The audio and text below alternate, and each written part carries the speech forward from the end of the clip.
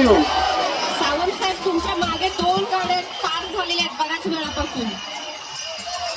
काढून घ्या. ज्या गणेश भक्तांच्या गणपती बाप्पांचे विसर्जन झाले आहे त्यांनी कृपया या ठिकाणावरनं निघून जावे, कारण या ठिकाणी थांबू नये।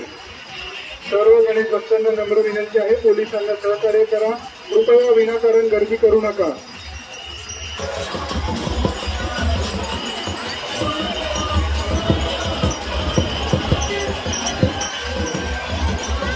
सर्वांना नम्र विनंती आहे, फिरण्यासाठी जे पब्लिक येत आहेत त्यांना,